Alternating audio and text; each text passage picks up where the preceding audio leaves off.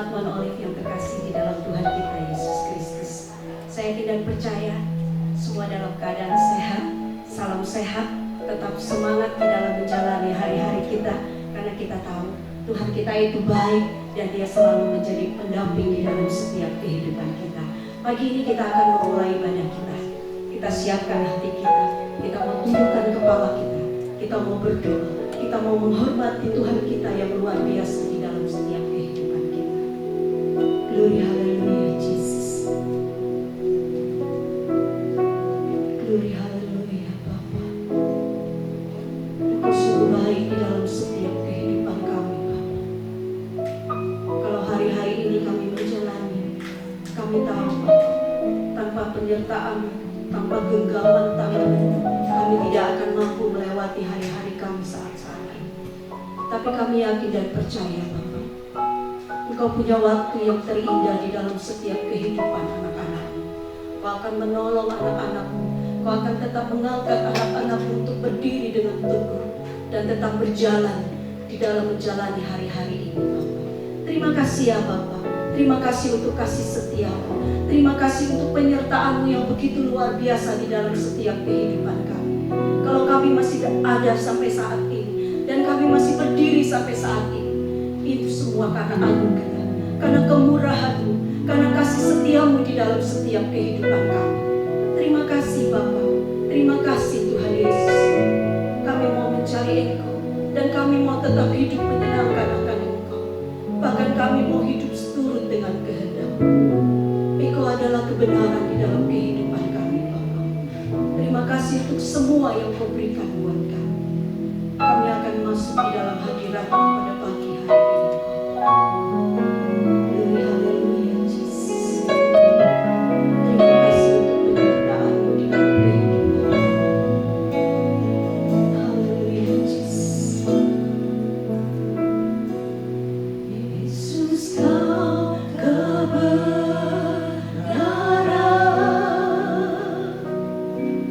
yang menyelamatkanku.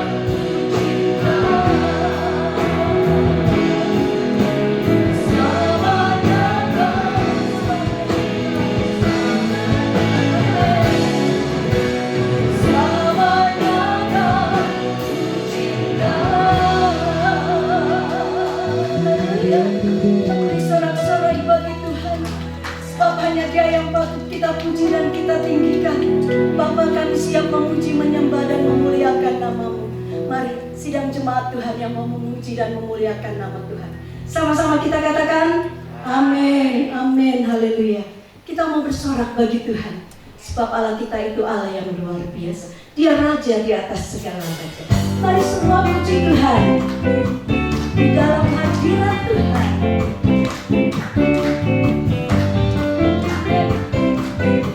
Kita mau bersorak. Mari semua puji Tuhan di dalam hadirat-Nya. Jangan takut akan Tuhan, sikap hormat padanya. Nyanyikanlah suaramu dengan nyanyian baru, hati yang bersuka cita memuliakan nama-Nya. Semua puji Tuhan. Mari semua puji Tuhan di dalam hadirat-Nya. Jangan takut akan Tuhan, sikap hormat padanya.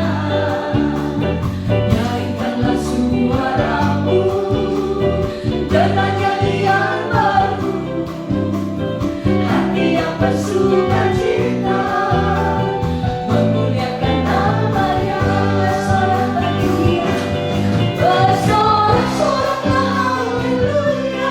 Semua umat agungkan nama-Nya, menyatakan Yesus Raja selamanya. Setiap lutut akan bertelut, setiap lidah akan mengaku, Yesus Tuhan sungguh besar nama-Mu. Yesus Tuhan sungguh besar nama-Mu. Mari semua puji Tuhan di dalam hadirat-Nya. Dengan takut akan Tuhan, sikap hormat padanya. Nyanyikanlah suaramu dengan nyanyian baru, hati yang bersuka cita memuliakan nama-Nya. Bersorak-soraklah haleluya. Semua umat agungkan nama-Nya, menyatakan siapa Dia. Amin. Setiap lutut akan bertelut, setiap lidah akan mengaku, Yesus Tuhan sungguh besar nama-Mu. Bersorak-soraklah haleluya. Semua umat agungkan nama-Nya, menyatakan Yesus Raja selamanya. Setiap lutut akan bertelut, setiap lidah akan mengaku, Yesus Tuhan sungguh besar nama-Mu. Yesus Tuhan sungguh besar nama-Mu. Yesus Tuhan segala pujian bagi. Yesus Tuhan segala pujian bagi-Mu. Amin.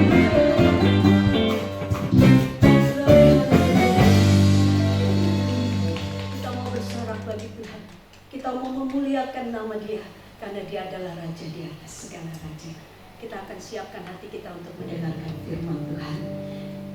Biarlah firman Tuhan yang sebentar disampaikan boleh menjadi kekuatan dan kemenangan di dalam kehidupan kita. Kita tetap kuat, kita tetap semangat, karena Tuhan yang selalu menjaga dan melindungi kita. Firman-Mu berkata, Kau selalu besertaku Tuhan.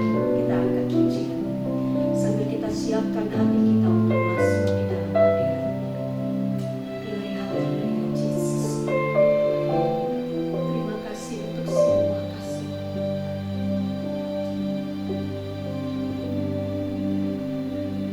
Firman-Mu berkata, Kau besertaku, maka kuat roh dan jiwa.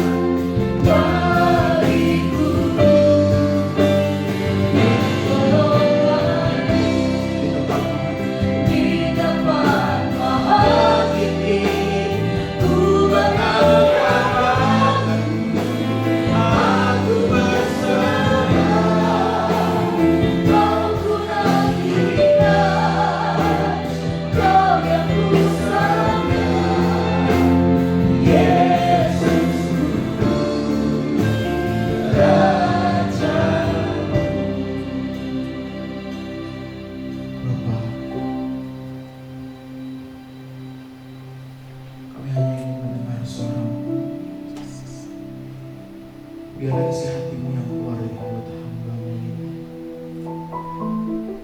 Kami mau belajar dan kami mau berubah ya Allah.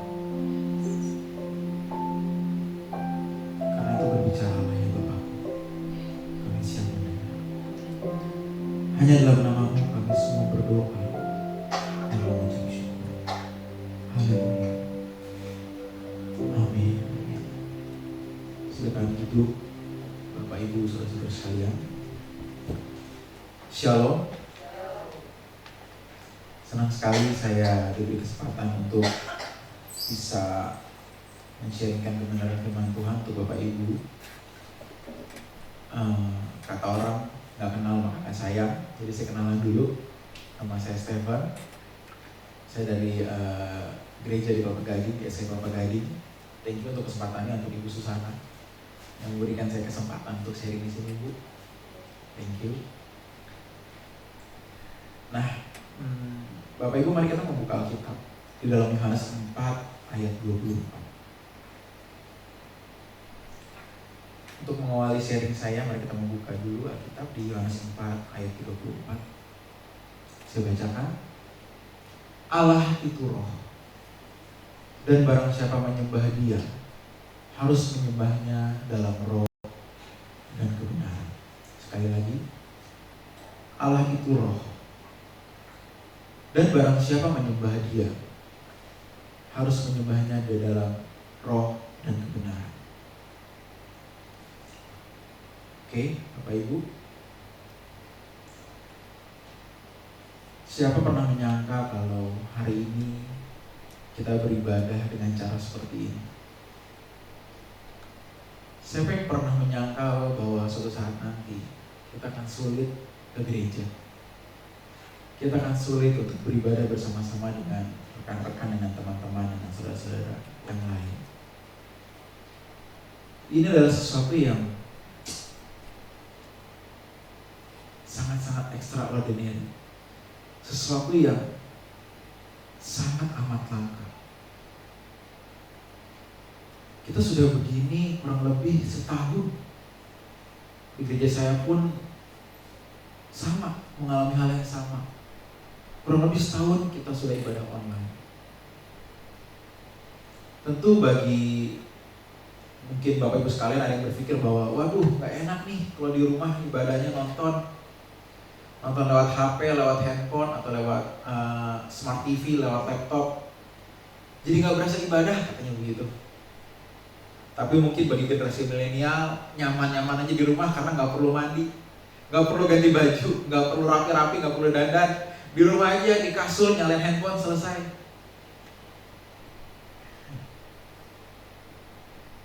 Kita gak pernah menyangka kondisi kan seperti ini Bapak Ibu. Tapi bukan dunia namanya kalau kita dapat menebak apa yang terjadi. Karena sampai kapanpun kita tidak akan pernah bisa menebak apa yang terjadi. Sekedar memprediksi, sekedar memiliki bayangan, gambaran, misalnya ekonomi, kesehatan mungkin bisa. Tapi gak ada yang bisa 100% memprediksi apa yang akan terjadi. Gak ada yang bisa. Dan hanya Tuhan yang tahu dan hanya Tuhan yang mengizinkan. Karena kalau Tuhan gak mengizinkan ini gak mungkin terjadi. Ini terjadi atas izin Tuhan. Tentu dengan sebuah rencana yang mulia bagi kita orang-orang percaya.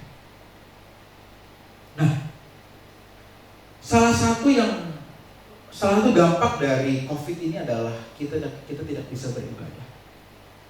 Kita tidak bisa melaksanakan liturgi seperti sebelumnya. Nah, kalau berbicara mengenai liturgi Bapak Ibu, setiap agama memiliki liturgi masing-masing. Yang tentu dalam kondisi seperti ini ada liturgi-liturgi yang tidak bisa dijalankan. Misalkan berkumpul di rumah ibadah, sulit. Agama manapun sulit. Tetapi kalau doa di rumah pasti bisa. Liturgi juga bisa dibilang sebagai cara seseorang untuk berkomunikasi dengan Allahnya. Setiap agama memiliki Allahnya masing-masing yang dipercaya hidup, yang dipercayai ada. Dan liturgi itu cara untuk kita bisa menyembah Allah. Karena itu liturgi sifatnya sakral, nggak sembarangan.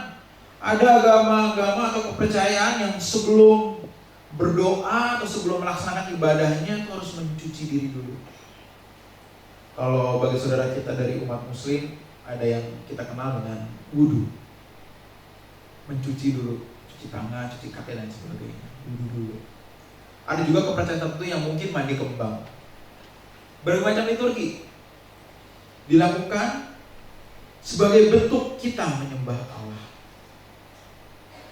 Ada juga harus mengenakan pakaian tertentu, ritual-ritual tertentu. Ini dari zaman dulu kala sampai hari ini, dengan berbagai macam agama, banyak sekali agama, banyak sekali kepercayaan-kepercayaan. Itu memiliki ritualnya masing-masing. Sepanjang zaman lahir banyak kepercayaan sampai hari ini. Ada juga kalau buat generasi Bapak Ibu yang mungkin lahir di sekitar tahun 40-an sampai 60-an yang saya sebut generasi baby boomer. Itu kalau melihat generasi milenial ke gereja bingung. Ini kok pakai jeans sobek-sobek? Itu mah baju buat ke mall, bukan buat ke gereja begitu. Nggak salah mereka berpikir seperti itu, karena mereka, Bapak Ibu sekalian yang dalam generasi ini itu dulu memang memiliki sebuah pengalaman seperti itu. Tapi kalau dari generasi milenial ngomongnya apa? Yang lahir sekitar tahun 80-an. Tuhan melihat hati. Wah, susah. Udah deh debat saya sama orang tua. Iya mah, tapi kan Tuhan melihat hati. Iya nah, tapi masalah gereja gitu nggak apa-apa kan Tuhan melihat hati. Yang penting hatinya benar, celana bolong-bolong nggak apa-apa dong, celana sobek-sobek nggak apa-apa dong. Udah deh, ribut dia habis itu. Pemahaman itu berkembang dan mempengaruhi ritual itu sendiri. Kita pun orang Kristen memiliki ritual-ritual sendiri kok, memiliki liturgi sendiri Bapak Ibu. Misalnya kalau sebelum makan berdoa, itu kan salah satu ritual kita juga. Sebelum tidur berdoa minta dijagai. Sebelum makan minta berdoa untuk agar makannya menjadi makanan yang sehat, yang memberikan tubuh kita vitamin dan kesehatan. Padahal makannya cunyuk, babi panggang kan begitu. Tapi berdoanya biarlah Tuhan menjamah sedap. Padahal makannya cunyuk, sekba. Nah, kenapa seperti itu? Karena itu liturgi yang terbangun dari kita kecil, Bapak Ibu. Kita kan negara beragama seperti ini kan dari kecil nggak dikasih form. Dari kecil kita dikasih form sama orang tua, kamu silakan pilih agama apa? Kan nggak ada ya. Kita dari kecil tiba-tiba lahir, ini buat yang kecil Kristen dari kecil ya, langsung dibawa ke gereja. Tiba-tiba di gereja udah tiba-tiba kita sudah hafal lagu, di dalam dunia ada dua jalan, di dalam dunia ada dua jalan. Kita nggak memilih untuk, aku nggak mau ke gereja, aku mau ke kuil. Kok kita isi digampar sama orang tua? Nggak boleh apa? Kamu ke gereja dong. Pak mau ke gereja. Ini negara beragama. Jadi menjadi seorang Kristen sudah dibentuk dari kita kecil. Liturgi itu sudah menyatu dengan kita dari kita kecil. Ini khusus kita yang tinggal di Indonesia. Kalau di luar negeri beda lagi, nggak ke gereja nggak masalah. Negara Eropa, negara Barat, tapi kita berbeda. Karena itu sila kita yang pertama adalah ketuhanan yang Maha Esa. Sila saja sudah ketuhanan yang Maha Esa. Udah bawa Tuhan, karena itu kita negara beragama. Nah, kita sudah terdoktrin untuk melaksanakan liturgi-liturgi, ritual-ritual. Tapi sebenarnya kekristenan pun liturginya berbeda-beda dari banyak denominasi. Berawal dari Katolik, kemudian beralih ke Kristen Protestan, kemudian muncul lagi dalam ratusan tahun setelahnya, muncul lagi denominasi masing-masing. Ada Kristen Karismatik, Kristen Ortodoks, muncul lagi sinode-sinode GKI, GBI, GKJ, GSKI, dan lain sebagainya. Dan itu setiap denominasi itu memiliki sebuah doktrinnya masing-masing. Ada sebenarnya.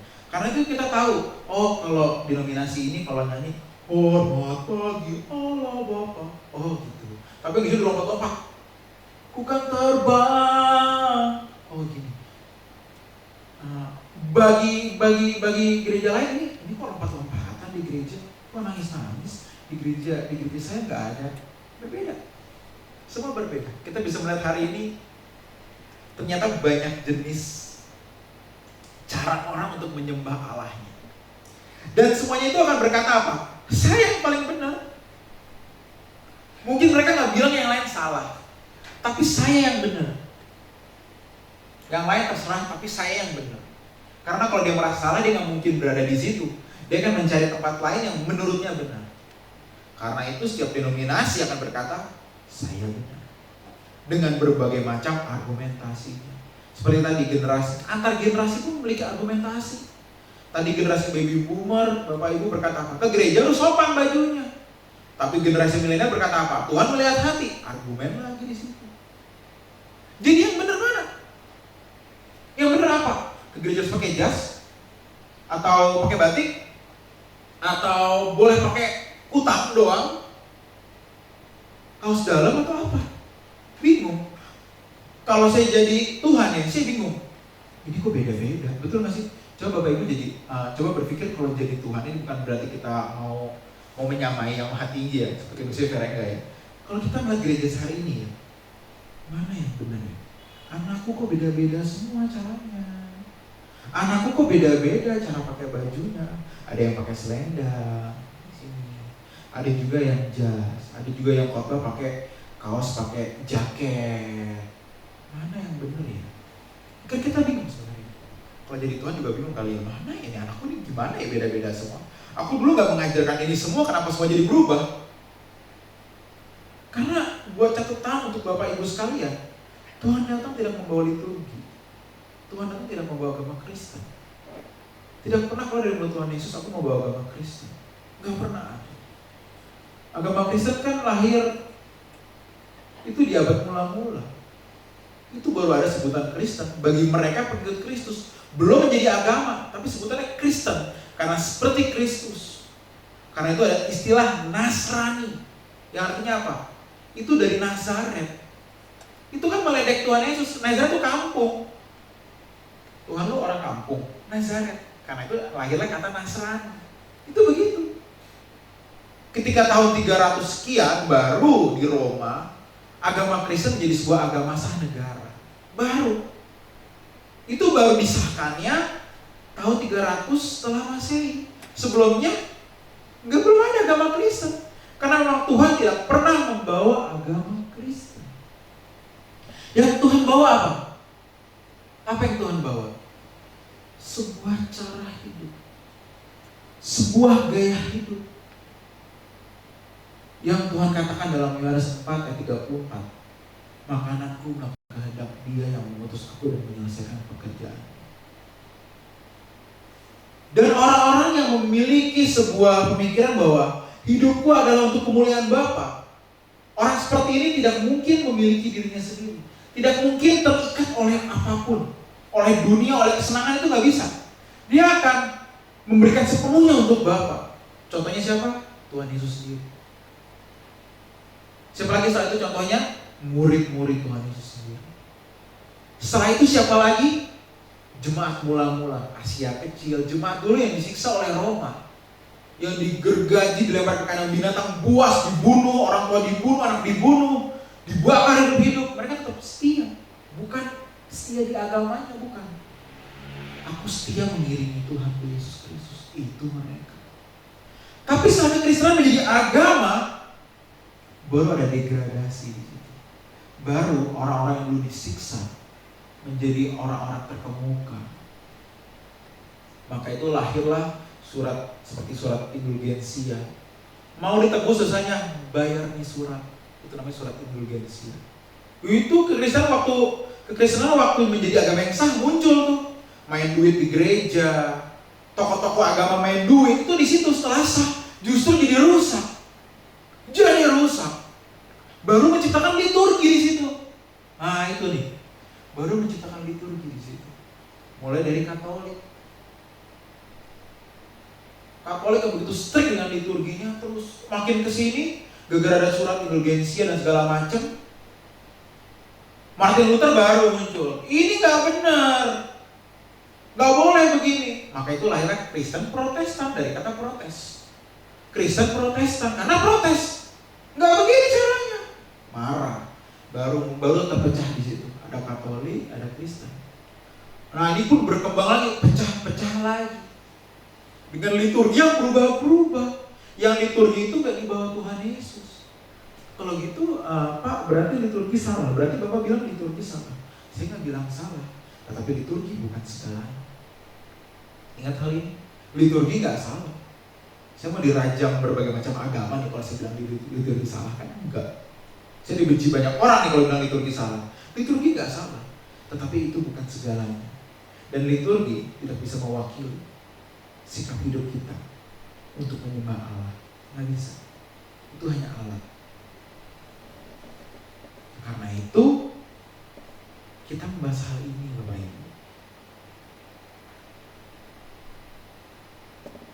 Terlepas dari apapun liturginya, pakaiannya, caranya, dan lain-lain, mari kita kembali kepada kita.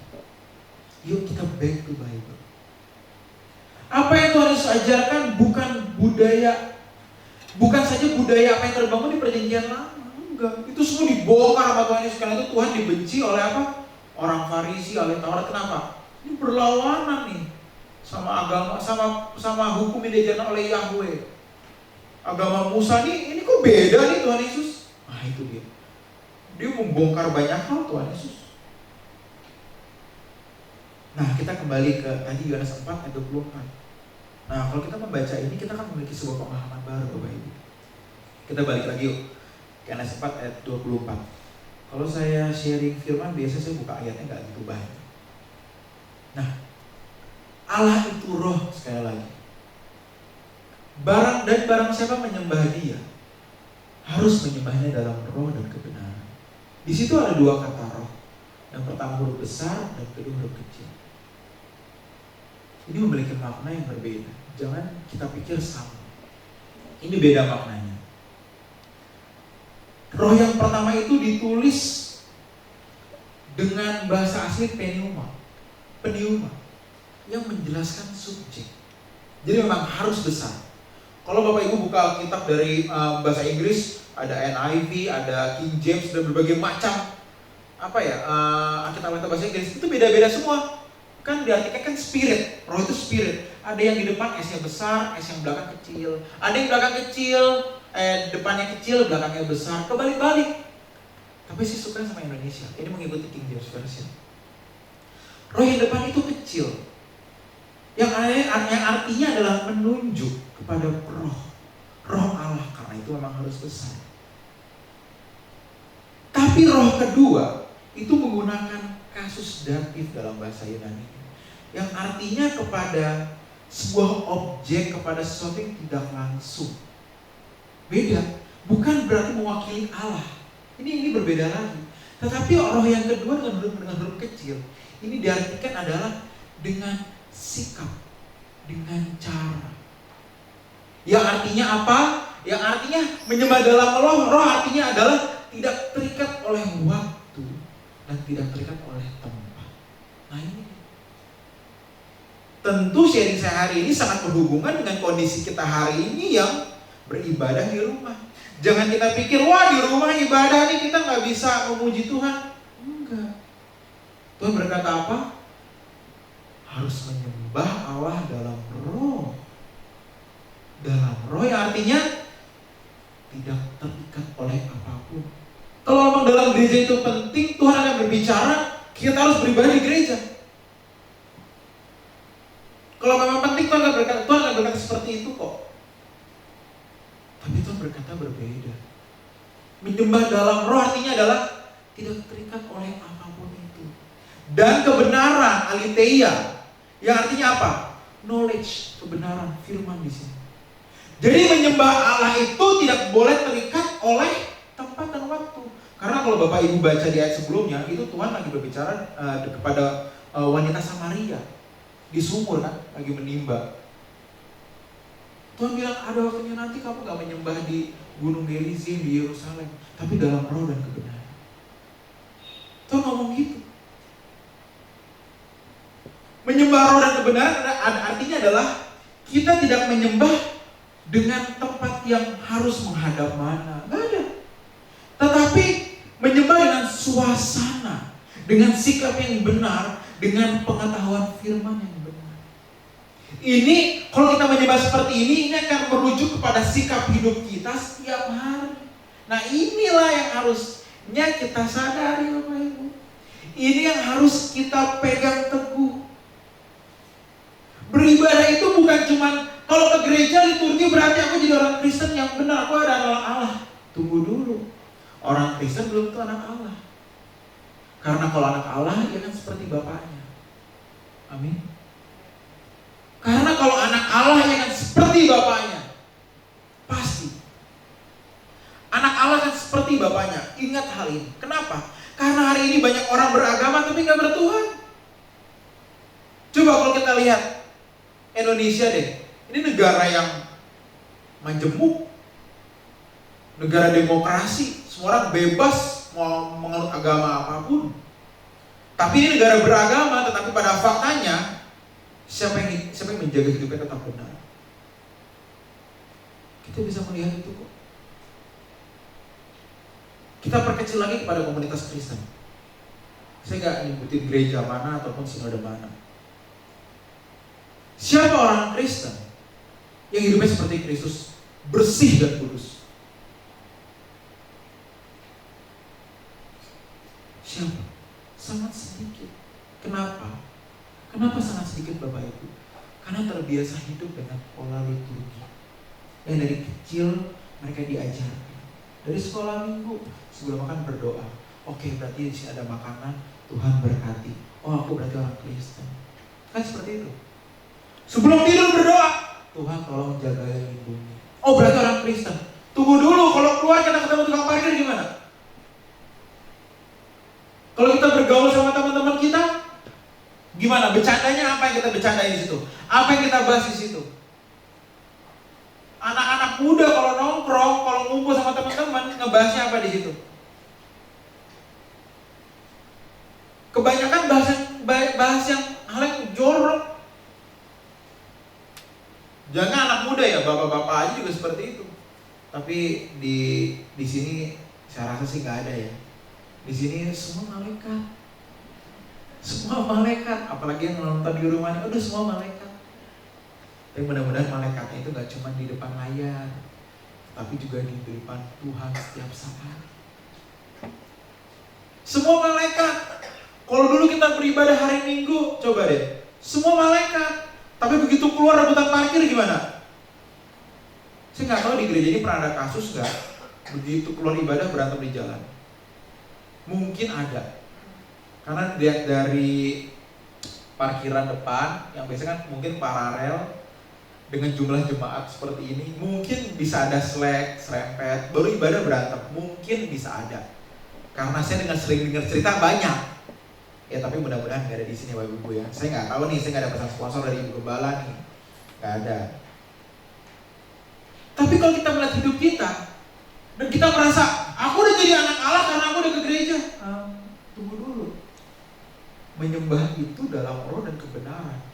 Dari sikap hidup kita setiap hari, dari cara pikir, cara kita menggunakan mata, cara kita ketika emosinya seperti apa, ketika kita nyupir kita diserempet seperti apa. Semua itu menjadi satu puzzle utuh kita menyembah Allah. Karena itu jadi orang Kristen itu gak sembarangan. Kalau jadi orang Kristen doang, sekedar ke gereja, masuk surga, masa Tuhan menebus kita cuma buat ke gereja 2 jam seminggu? Apalagi menonton ini di rumah, gak ada sejam kan, belum tentu, paling sejam lebih. Masa Tuhan menebus kita untuk sejam doang nonton di layar? Penebusan ini kayak saya hanya untuk 1 jam di layar, 2 jam kita di gereja, 3 jam di gereja. Gak sesimpel itu, tidak sesimpel itu. Tuhan menebus kita itu untuk seluruh hidup kita. Dengan seluruh hidup kita. Karena itu kita katakan apa? Karena kita telah ditebus dan harga telah lunas dibayar. telah lunas ini. Bukan lunas 2 jam di gereja, enggak. 2 jam di gereja mah gak ada susahnya Bapak Ibu. Dari kecil kita biasa kok 2 jam di gereja. Sekolah minggu, udah biasa di gereja. Tapi banyak orang Kristen yang gak terbiasa untuk menjaga hidupnya tetap kudus dari hari ke hari, dari detik demi detik. Disinilah poin sharing saya, sharing firman Tuhan saya hari ini. Percuma kita menjadi orang Kristen kalau hidup kita tidak seperti Kristus. Berapa lama pun kita jadi orang Kristen, percuma kalau kita tidak seperti Kristus. Wah, sombong banget ini yang khotbah nih, masih muda tapi sok tahu.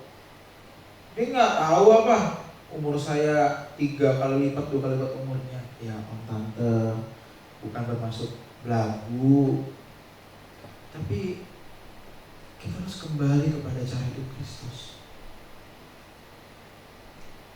Karena kalau kita tidak kembali kepada cara hidup Kristus, pilihannya hanya satu. Kalau nggak Kristus, berarti seterusnya. Kalau tidak Kristus, berarti iblis. Karena manusia tidak bisa mengabdi kepada 2 Tuhan.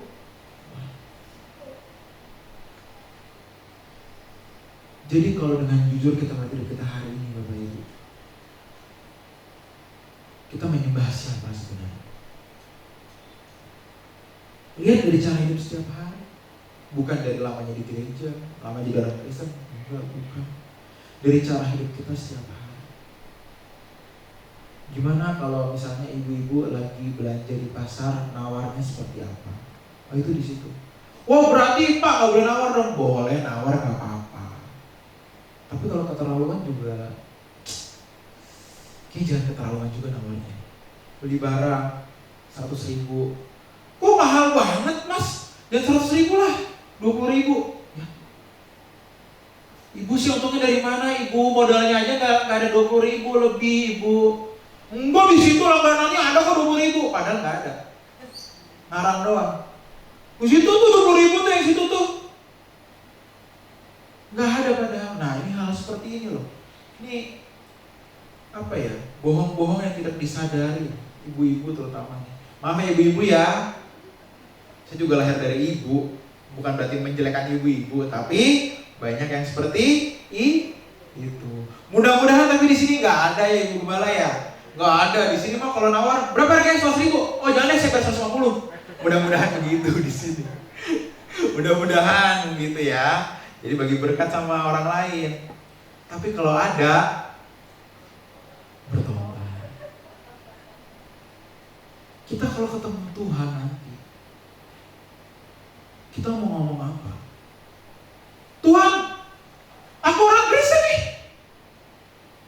Aku udah jadi orang Kristen dari gue kecil. Aku meninggal umur 60 sekian. Aku 60 tahun jadi orang Kristen Tuhan. Tuhan bilang, iya sih. Tapi hidup kamu kok gak seperti aku. Nah, bingung gak? Bingung loh digituin. Tuhan, aku pelayanan loh di gereja loh Tuhan. Bahkan saya khotbah loh Tuhan. Iya sih. Tapi kamu sama tetangga kamu jahat. Nah, tetapi kamu sama orang-orang yang lebih ekonominya di bawah kamu tuh jahat, kamu tuh kejam. Kita mau ngomong apa? Tapi kan aku pelayanan. Yang aku ajarkan adalah hidup aku. Bukan cara kita menjalani ini semua. Ini gak masalah kalau ada worship leader, ada singer, ada pemain musik, ada multimedia dan lain sebagainya. Tentu ini semua menjadi alat Tuhan yang sangat efektif harusnya. Tetapi kalau tidak diikuti oleh cara hidup yang benar, kita gak akan dikenal Tuhan nanti. Kita gak akan dikenal Tuhan. Jangan harap kita dikenal Tuhan kalau kita jahat sama orang. Walaupun kita pelayanan di sini. Jangan harap. Saya ngomong gini pun buat saya. Saya pelayanan tuh dari saya masih remaja. Dari saya SMP 1 saya udah pelayanan. Saya khotbah mulai kuliah semester awal. Itu khotbah pulang, saya berantem di jalan. Bercandanya nggak bener sama teman padahal pelayanan. Saya tuh main musik. Saya tuh berawal dari main keyboard. Kita sama bro. Saya berawal dari main keyboard karena saya tuh kuliah musik juga. Jadi memang hidup saya di musik sekian tahun. Tapi begitu saya pelayanan, turun mimbar, ngobrol, jorok bercandanya. Tapi kalau di mimbar, wah ini diurapi banget nih. Diurapi siapa? Diurapi siapa? Nggak ketahuan. Saya ngomong di sini Bapak Ibu, saya pun berusaha berjuang. Saya ngomong ini bukan sebagai orang yang nilainya udah bagus, enggak. Saya pun masih banyak kurangnya. Karena itu saya tahu hidup untuk Tuhan itu nggak mudah. Kalau kita berpikir ikut hidup untuk Tuhan itu mudah, berarti kita belum hidup bagi Tuhan. Karena hidup bagi Tuhan adalah ketika kita meninggalkan kesenangan diri kita, meninggalkan kedagingan kita, segala nafsu-nafsu kotor kita. Kita melawan itu semua dan berkata apa? Tuhan, aku mau mengabdi. Itu. Dan itulah penyembahan yang sejati. Itulah penyembahan yang sejati. Lebih dari suara bagus kita, lebih dari skill kita di mimbar. Oh, hidup kita adalah khotbah yang berjalan. Jadi sekali lagi Bapak Ibu, kalau kita melihat hidup kita, kira-kira kalau kita pulang ke surga, Tuhan kenal kita nggak ya hari ini? Kan Tuhan berkata, waktu akhir zaman banyak orang berkata seperti ini. Tuhan, bukankah aku udah mengadakan banyak mukjizat? Betul ya? Tuhan, bukankah aku udah bernubuat? Tuhan, bukankah aku udah mengusir setan demi namamu? Tuhan ngomong apa? Aku gak kenal kamu. Lah, sekarang yang bernubuat, mengusir setan sama bikin mukjizat siapa? Pendeta. Ini tanpa merendahkan pendeta. Kenapa? Karena banyak orang yang melayani Tuhan tapi hidupnya tidak bisa dinikmati oleh Tuhan. Karena 2 jam di sini itu belum tentu mewakili 24 jam hidupnya di luar sana. Jadi sungguh sangat penting Bapak Ibu, kita menjaga hidup kita benar. Sekali lagi, bukan karena nggak boleh nawar, nih, jangan ibu-ibu ntar jadi negatif sama saya nih. Ini si Pak Pendeta, jangan undang lagi nih Bu Gembala, masa saya dilarang nawar? Enggak, nawar silahkan, tetapi manusiawi. Karena ada nawar kan nggak manusiawi. Bercanda sama teman buat bapak-bapak, saya ngomong bapak-bapak nih biar nggak ibu-ibu aja nih merasa disindir kan, bapak-bapak deh, bercanda yuk yang benar, nonton yuk yang benar. Banyak loh bapak-bapak sampai umur 60-an, 50-an masih suka nonton blue film, masih suka nonton film porno. Banyak yang begitu. Itu kalau ketemu Tuhan gimana? Mau ngomong apa? Padahal kalau umurnya udah 50, 60, kita kan udah pegang boarding pass ya. Buat naik pesawat apa? Heaven Airlines, pulang ke surga. Kita pulang loh. Bapak Ibu di sini yang menonton saya akan pulang. Gak mungkin selamanya hidup Bapak Ibu. Saya juga. Bukan berarti lebih mudah mati belakangan. Saya bisa jadi mati lusa. Bisa jadi. Kenapa? Karena saya nggak tahu saya pulang kapan. Saya ada satu lagu Bapak Ibu. Bro, boleh gigi. Lagu worship pop. Saya ada satu lagu. Suatu saat nanti ku tinggalkan semua, ku pulang ke rumahmu Bapa. Suatu saat nanti kita akan berjumpa, tak ada yang dapat memisahkan kita selamanya. Suatu saat nanti ku tinggalkan semua, ku pulang ke rumahmu Bapa. Suatu saat nanti kita akan berjumpa, tak ada yang dapat memisahkan kita selamanya.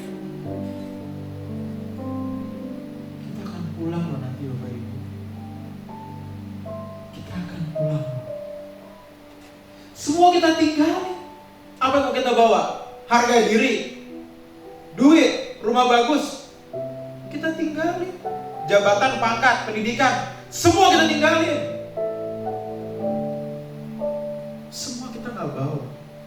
Tapi kita memiliki itu nggak salah. Tapi hati kita nggak bangga karena hal itu. Biasa aja. Punya mobil ya udah, punya motor ya udah. Kenapa? Kita pulang kita nggak bawa.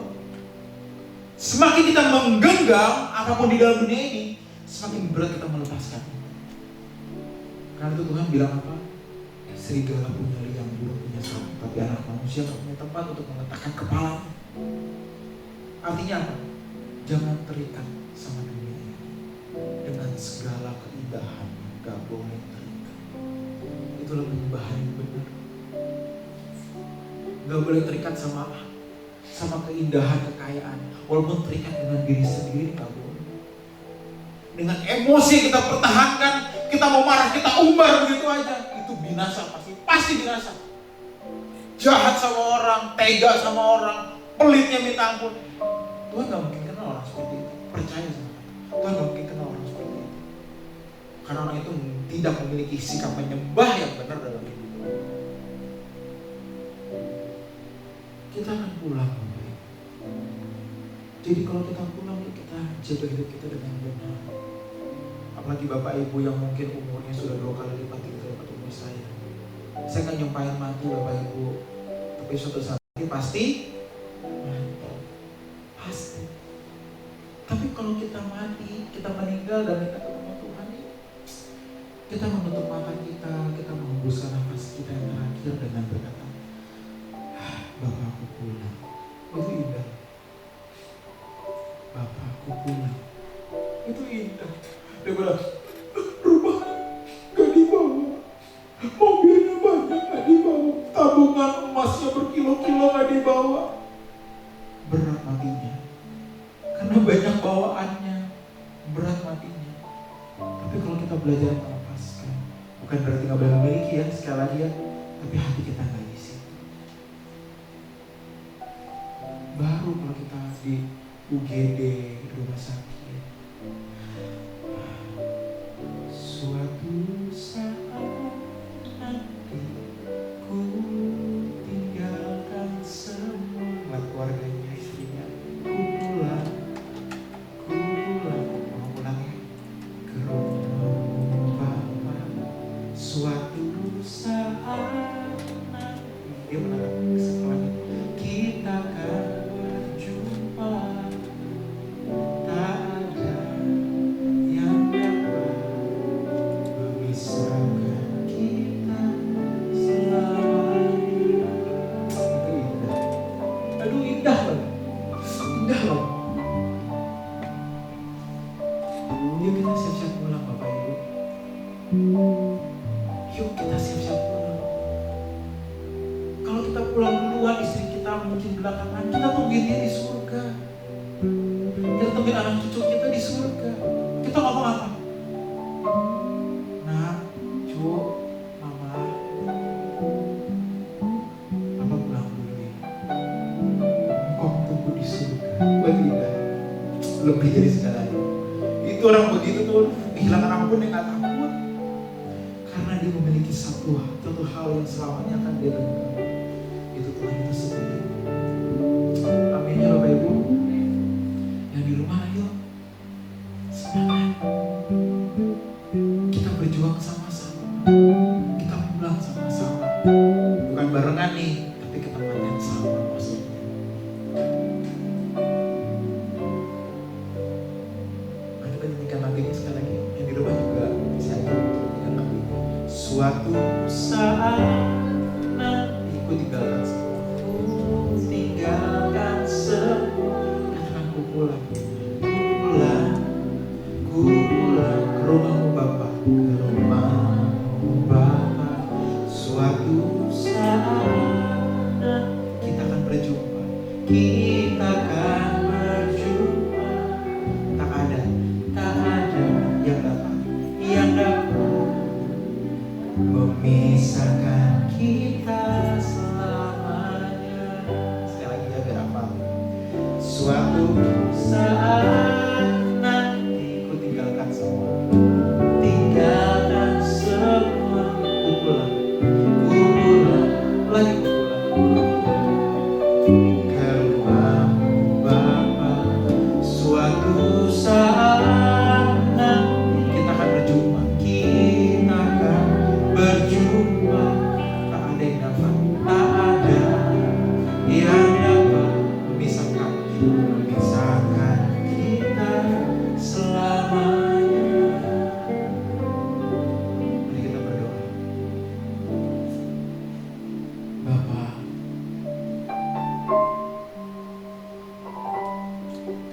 kami sungguh mau belajar untuk menyembah-Mu dengan sikap hati yang benar, dengan sikap hidup kami yang benar, ya Bapa.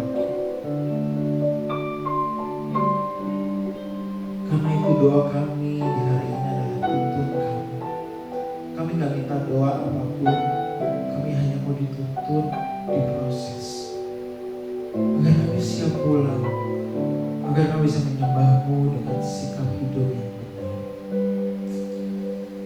Makasih banyak untuk isi hati-Mu yang indah, ya Bapa. Kami menyerahkan hidup kami dalam tangan-Mu, masa depan keluarga kami, pekerjaan, pendidikan, jodoh, semuanya dalam tangan-Mu. Biarlah hidup kami sungguh menyenangkan Engkau, ya Bapa. Hanya dalam nama-Mu kami berdoa dan sungguh mengucap syukur. Mari semua kita berkata bersama-sama, amin.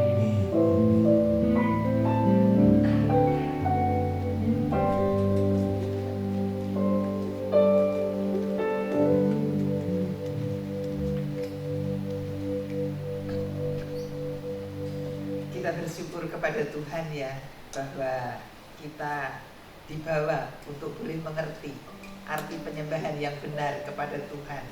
Bukan cuma di gereja. Nanti kalau yang bisa ada pelayan Tuhan yang di sini, apa mereka tok yang bisa menyembah Tuhan? Enggak, semua bisa dimanapun kita berada. Dan kita mesti siap untuk pulang ke rumah Bapa ya. Kan saya sudah sering katakan bahwa kita ini musafir kan di dunia ini. Kita bukan tempat permanen di dunia kita. Kita orang Jawa cuma bilang mampir ngombe, cuma sebentar banget. Maka dari itu jangan terikat dengan apapun yang ada di dunia. Kalau saudara kaya, diberkati, bersyukur. Tetapi semua untuk kemuliaan Tuhan. Semua seperti tadi Pak Stephen bilang, kita belajar melepaskan. Dan hati kita hanya terikat kepada Bapa. Kita belajar terus, berjuang terus untuk menjadi seperti Kristus. Dan itu bukan hal yang mudah, sulit, tetapi kita pasti bisa bersama dengan Tuhan. Yang penting ada kerinduan, yang penting kita mau untuk kita belajar terus, berjuang terus. Akhirnya kita nanti bersama-sama dengan Bapa selamanya. Terima kasih kepada Tuhan yang sudah melawat kita, Mount Olive Family. Terima kasih juga kepada Bapak Pendeta Stephen Erastus yang sudah melayani pada pagi hari ini. Satu kemurahan Tuhan, satu kehormatan bagi kita ya, kalau Pak Stephen bisa bersama dengan kita. Saya percaya bahwa Tuhan selalu akan memakai Pak Stephen menjadi berkat bagi banyak orang, dan nama Tuhan dipermuliakan ya. Dan kita akan bangkit berdiri, kita akan mengakhiri ibadah kita. Sungguh kami bersyukur Bapa untuk lawatan-Mu kepada kami. Kau memberikan pengertian-pengertian yang indah bagi kami untuk mempersiapkan hidup kami, bahwa hidup kami di dunia ini hanya sementara, tidak ada yang kekal.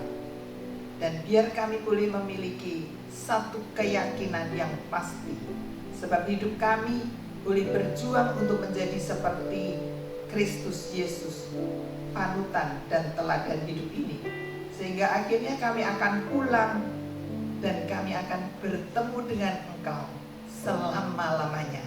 Tidak ada yang dapat memisahkan kita lagi, sebab kami sudah ada bersama-Mu Bapa.